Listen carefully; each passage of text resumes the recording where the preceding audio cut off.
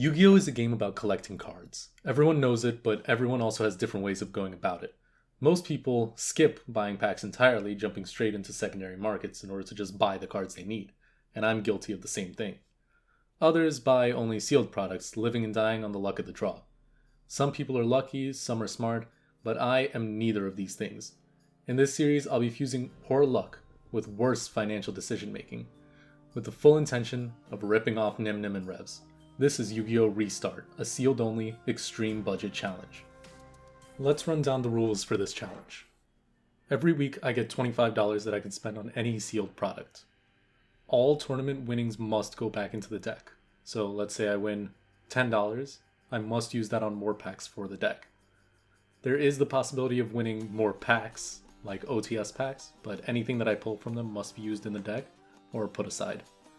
If I get cards that are completely unplayable, but high in value, I can choose to either keep them or sell them in order to get more sealed product. I must only buy sealed product. If I want, I can carry over funds into the next week, if there's a couple dollars or something left over. Since this entire challenge is based on being as budget friendly as possible, a lot of this challenge will require me to find deals on what I need. For example, if I decide to buy a Dual Devastator box, I cannot get it unless it is under $25. I could save up an extra $5 for the following week and try to find one for $30, but if I'm able to scour the internet enough and find one for $25, I have the option of buying that. The goal of this challenge is to get the best possible cards for the lowest possible price. Any pack that I want to get, if I can find it cheaper, I will attempt to get cheaper. The only exception to buying packs for as cheap as possible is if somebody personally offers me a lower price. I cannot get the packs from anybody that I know on a personal level. It has to be from a random eBay seller, could be in a Facebook group, anything that's not somebody that I'm friends with or somebody that might be watching these videos. Okay, for this challenge, we are going to start with Spirit Charmers. I've been waiting for this deck to come out before I started trying this. And just to warn anybody that's watching this right now, my hands do shake a bit. I'm nervous, I'm on camera, and I have a neurological disorder. But that's okay. So you know what we're going to do? We're going to rip through one of them, and then the other two I'll just speed through. Give me a second to rip this open. Oh, those are some great sounds. Oh, yeah. There's the actual deck. There's our playmat. As you can tell, I'll probably be using this playmat often. Oh, that's actually cute. That's actually really cute. Oh boy. You know what? I'm gonna play remote duels using this playmat actually. Okay. So what we'll do is we'll go through one of these, and then I'll rip the other two open, and we'll figure something else out. Okay, boys, so this is the deck that we're starting with. The Spirit Charmer structure deck. As I said, my hands do shake a bit. Please don't think anything of it. This is the first token that we get. I think it's actually that's the same as the art that's on the playmat, which I think is very cute. So if there's any opportunity to play tokens in this deck, I will be using this. Familiar Possessed Hida. So I think the competitive strategy is to use the Fire and Earth attribute ones. So I'm not sure. Oh yeah, there's this thing at the end here. I think the Fire and Earth strategy ones are the ones that people consider to be the best competitively, so I'm happy to get the Fire Hida because I believe it's one per. You can special summon it from your hand by sending one face-up Hida the Fire Charmer and one face-up Fire monster you control to the graveyard. If it's special summon and attacks the defense position monster, inflict piercing. It's okay. It's okay. I mean, I'm pretty sure you're supposed to run one of each Charmer, so I'm gonna run it either way.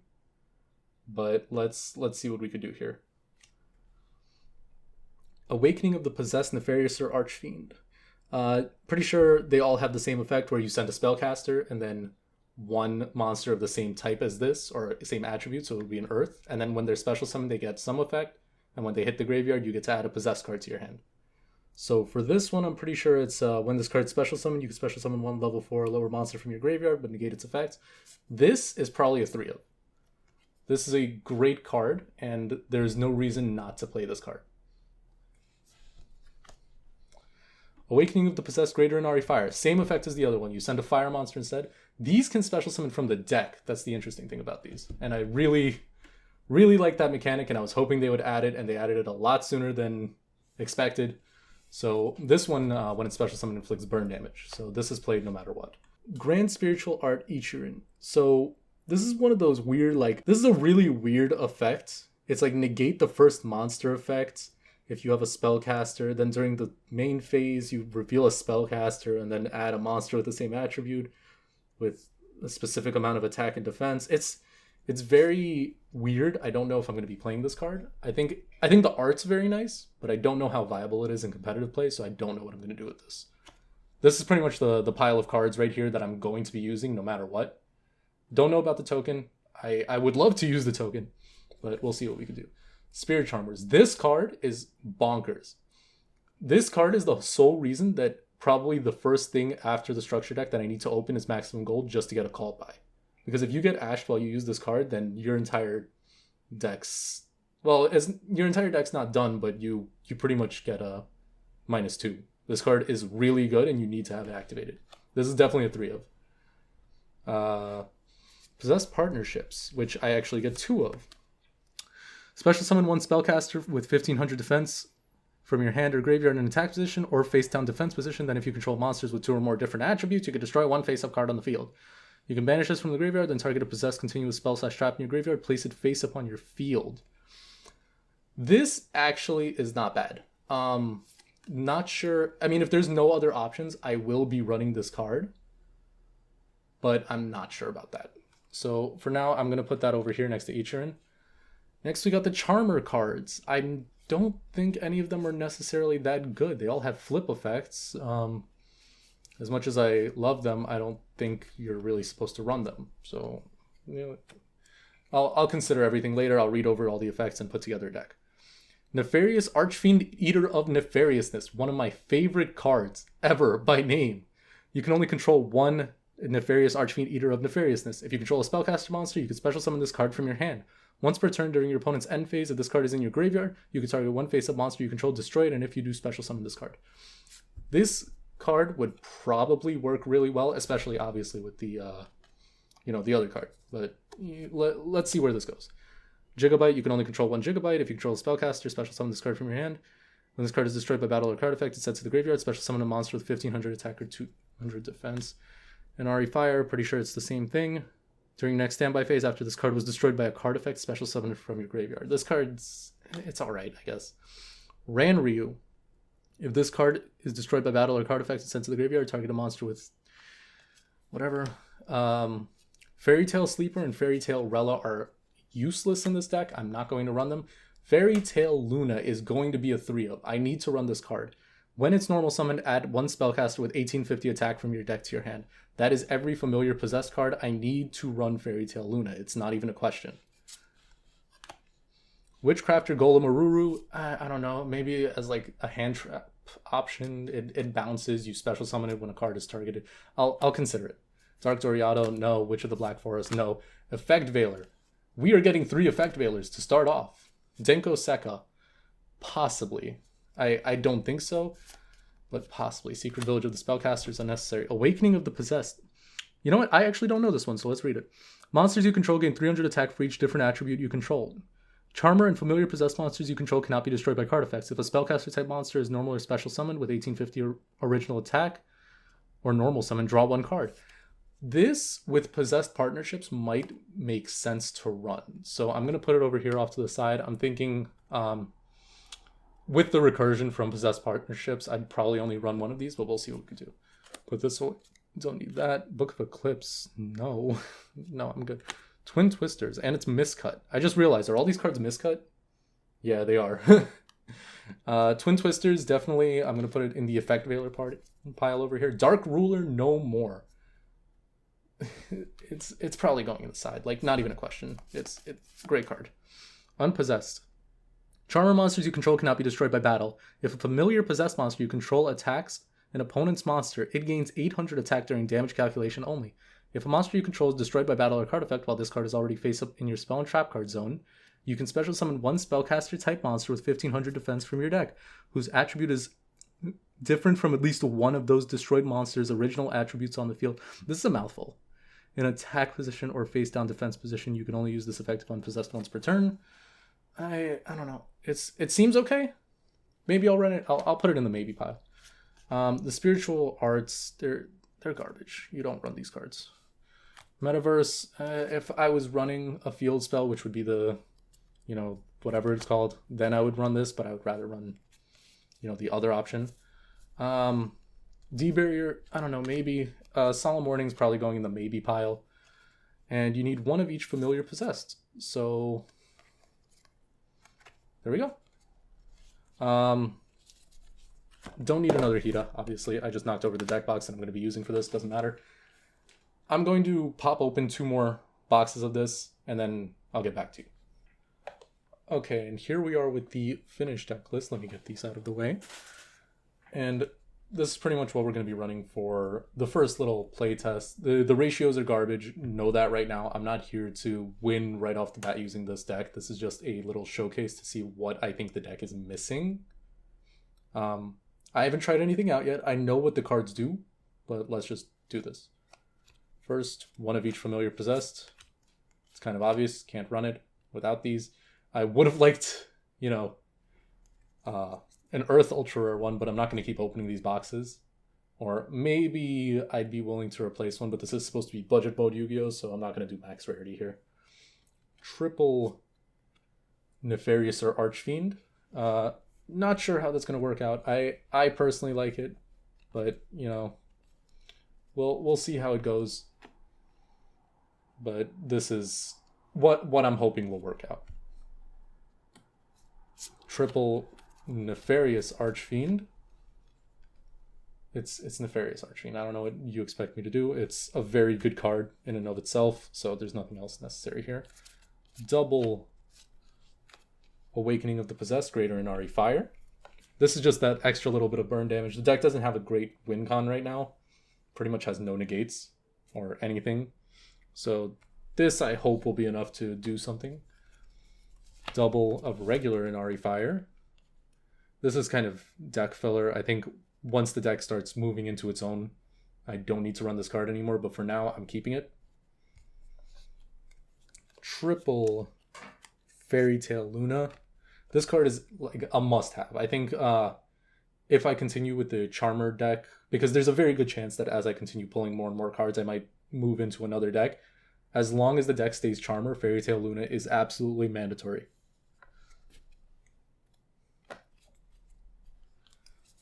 Triple Effect Veiler. That should be enough reasoning of itself. I don't need to explain this. Double Golem Aruru. This is actually just deck filler. I literally couldn't think of anything else to put in, so I'm leaving this here. Triple Spirit Charmers. This card is a must-have. You need to run 3 of this card if you're running Charmers. This is literally... I don't know how many people know how good this card is.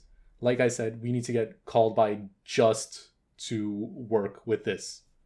Or like I said in the, Awakening of the Possessed. 2 of them. Really only one's necessary. It's extra filler pretty much. But I'm going to have 2 of them. Just because, I need more filler. Raigeki, which I just discovered I was supposed to get one in my first box, but it didn't come with one. So now I have an extra copy of Possessed Partnerships on my hands. So here are the one-ofs. Grand Spiritual Art Ichirin, Secret Village of the Spellcasters, Terraforming. This set isn't anything amazing. I'm going to run it just for now.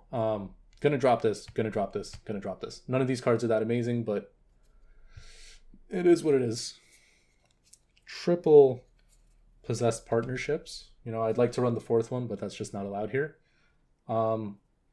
This card is going to let me recycle every single card that I've been using up until that point.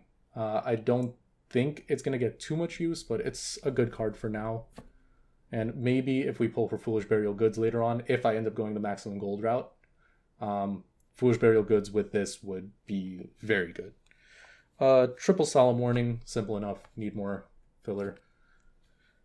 Double Unpossessed, probably going to cut this down to 1 because again I have the recursion off of, I already forgot the name of the card. It is Possessed Partnerships. The recursion off of that means I don't have to run Unpossessed, but for now, 2. And finally, 1 copy of Metaverse, just in case I don't draw into Terraforming, and I am running 2 field spell cards, so why not? This is a temporary deck list. Obviously, as soon as I pull other stuff, I'm not going to be running this anymore. As you can see, the cards aren't sleeved yet. I am going to be sleeving them right now after this video ends, but they're going right into that deck box over there. And let me run down the rules for you. Here are the tournament rules while I'm not in an actual tournament. I have to play at least 5 games, unless if I lose 2 of them. This can be online or against friends, but I'm going to try my hardest to make sure that most, if not all of them, will be against randoms online. If I win every game that I played, I get an extra $10 for the next week. If I lose 1 game, I only get $4 for the next week. If I lose 2 or more, I get nothing.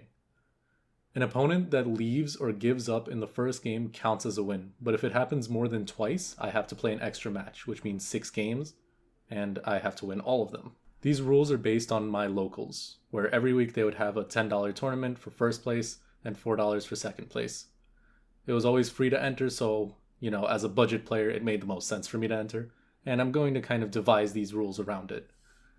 As the challenge continues and as my free time increases, I'm going to try to enter more real tournaments, or, remote dual tournaments. Any winnings from those will immediately go back in, and any money spent on those will be taken out of my weekly budget. Okay, so genius me actually forgot to include the part with my side deck. So here we go. We got triple Dark Ruler No More, which obvious, it's Dark Ruler No More. This is especially good against, Infernobles, Dragon Link, what have you. Triple Twin Twisters, because my editor plays Trap Tricks and I'm running this just to spite him.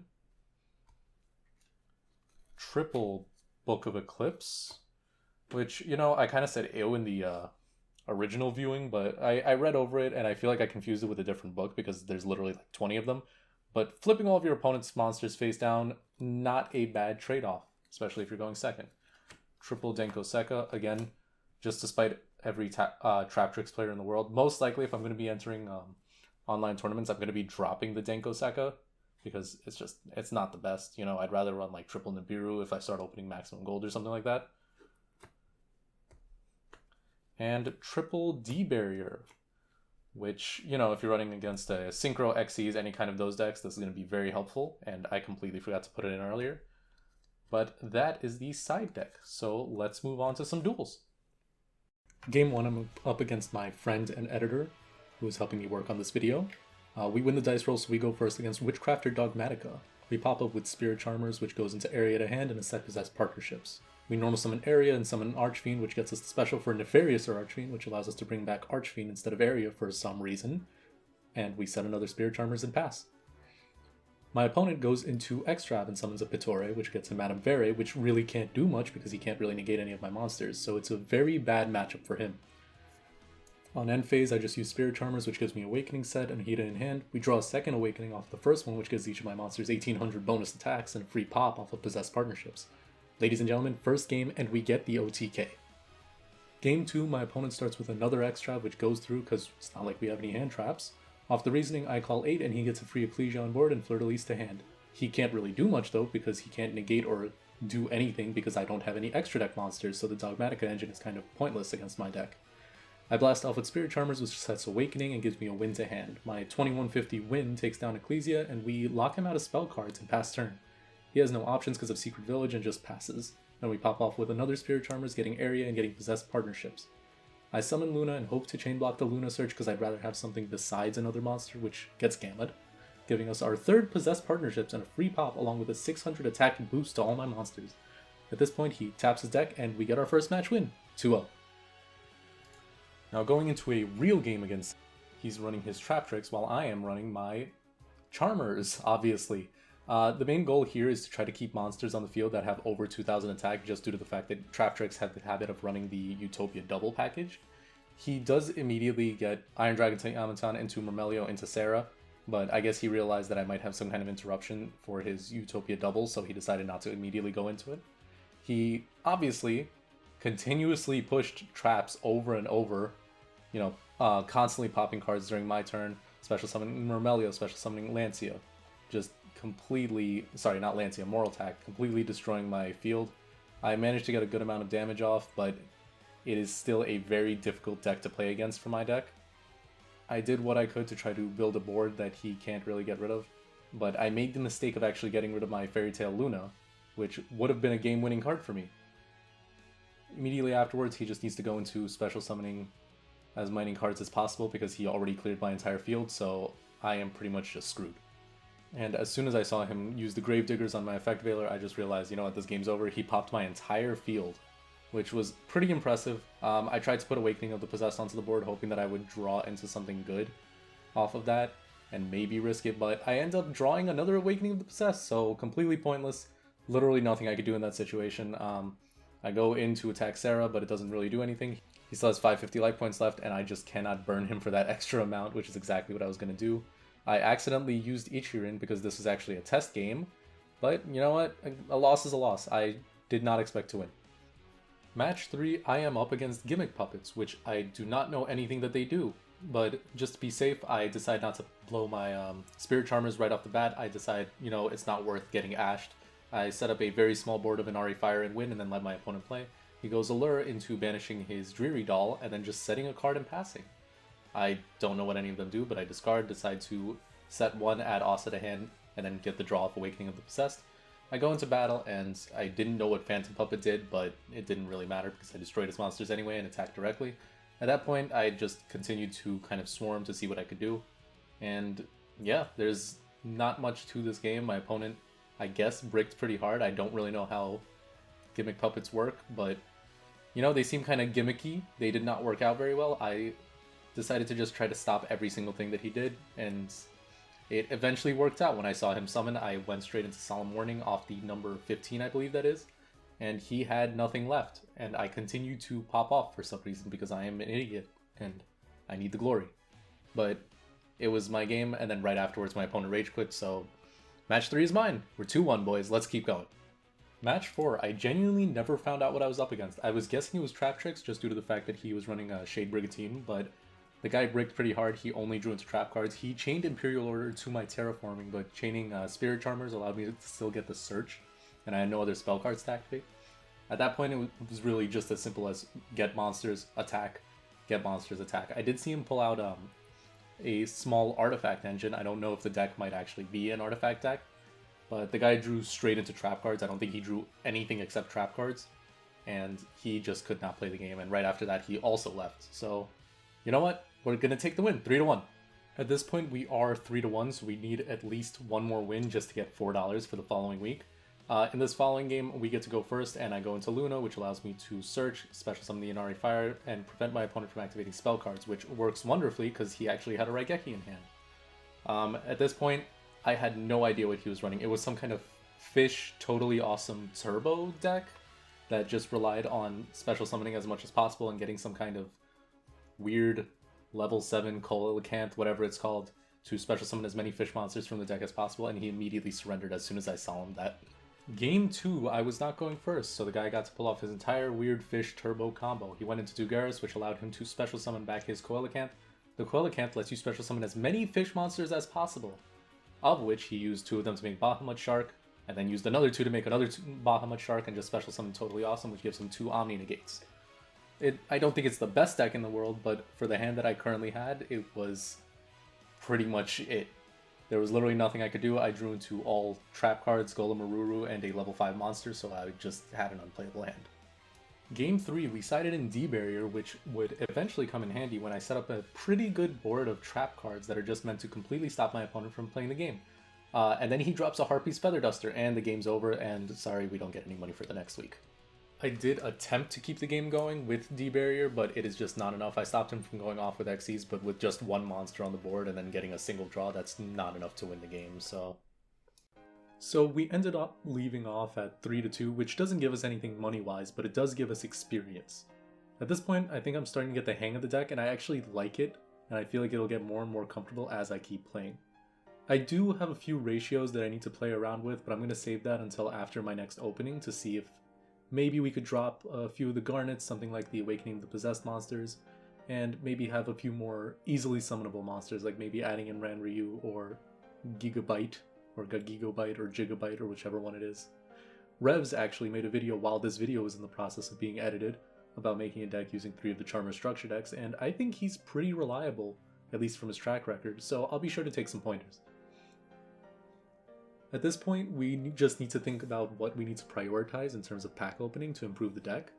I don't want to just, open pre-packaged products like structure decks or dual devastators over and over because it's just going to get boring. You're not going to get any kind of random elements. But I am thinking about dual overload to get Selene. We might also need some hand traps and generally good cards, so either dual devastator or maximum gold would be best, but I'm thinking maximum gold might be more fun. The last thing that comes to mind is the 2020 Megatins, which are very cheap and have a few of the Charmer links, as well as staple extra deck monsters and even Dragoon, baby. And this might sound ridiculous, but if we're going to Selene from dual overload, then we may as well try for Dragoon. Because, we're going to get Verde Anaconda possibly. My last idea is maybe leaning towards a Shaddoll structure deck, because the decks actually have a lot more synergy than I would have thought, with them being, spellcaster monsters. And from the tests I've done online, it does work out pretty well. Like I said, it adds a very good level of consistency that right now the deck just does not have, but that structure deck is one of the more expensive ones because it's just that good, and I feel like it's pointless to get one when I should try to get 3 as soon as possible.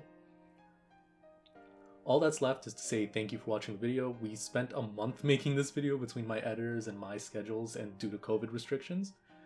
The next one probably shouldn't take even close to as long because now we actually have the experience of editing this video, and if you like the video and you want to see more, please drop a like, maybe subscribe if you want to keep up to date if you think that the video was good enough and you're interested to see where it goes next. If you have any ideas for additional rules or you think we should open a certain pack or anything like that, anything that you want to add to the video, please leave a comment. This is not a big channel, I will be reading every single comment and it would help a ton. But anyway, I shall release my grasp on your soul and I will let you go on with your life. Thank you so much for watching and have a great day and or night.